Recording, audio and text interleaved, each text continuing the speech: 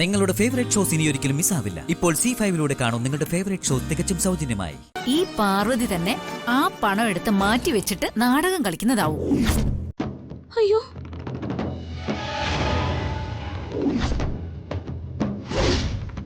ഇവൾക്കല്ലാതെ വേറെ ആർക്കാ ഇവിടെ പണം വേണ്ടത്?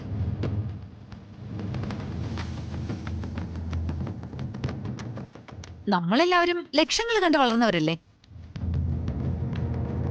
ഞങ്ങൾക്കാണോ 20 ലക്ഷത്തിന്റെ ആവശ്യം?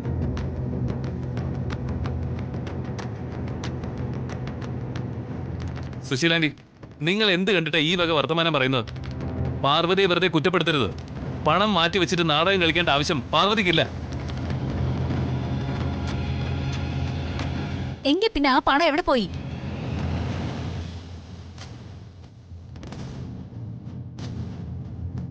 ഇവളുടെ മുറി ഇവള് മാത്രല്ലേ യൂസ് ചെയ്യുന്നത്? ആ മുറിക്കകത്ത് കയറി ആര് പണം എടുക്കാനാ?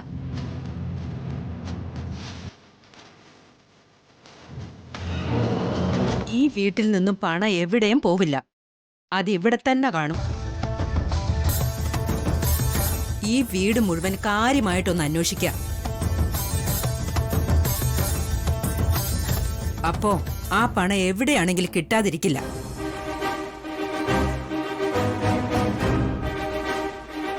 അന്വേഷിക്കട്ടെ, ഈ വീട് മുഴുവൻ അന്വേഷിക്കട്ടെ.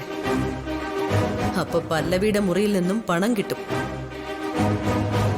ഞങ്ങളുടെ പദ്ധതി വിജയിക്കും. അനിയത്തിയും ചേച്ചിയും കള്ളികളായിട്ട് നാണം കെട്ടി ഇവിടുന്ന് ഇറങ്ങും.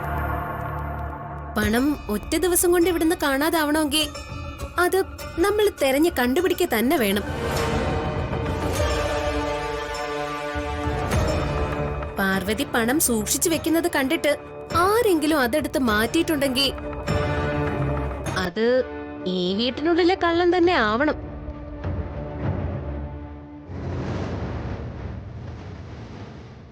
അതാരാണെന്ന് കണ്ടെത്തണം. കണ്ടെത്തി ശിക്ഷിക്കണം.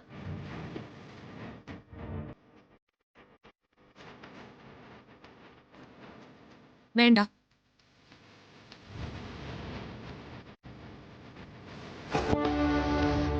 പണം തേടി നിങ്ങൾ ആരും നിങ്ങളുടെ സമയം പാഴാക്കണ്ട.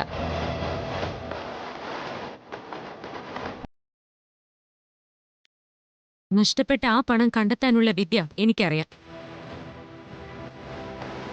എന്തു വിദ്യ? അത് ഞാൻ കാണിച്ചു തരാം.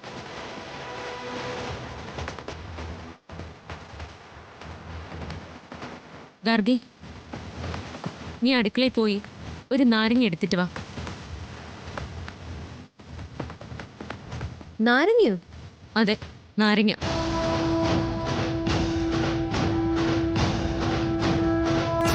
നീ അത് പോയി എടുത്തിട്ട് വാ. നാരങ്ങ വെച്ച് നീ പണം കണ്ടുപിടിക്കാൻ പോവാണോ? നീ എന്താ മെജീഷ്യനാ?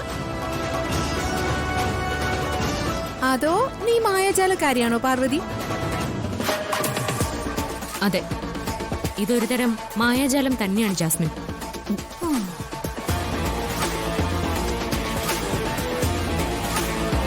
എന്റെ മുത്തശ്ശൻ പഠിപ്പിച്ചു തന്ന മായാജാലം. അതെന്താണെന്ന് എല്ലാവരും കണ്ടറിഞ്ഞാൽ മതി.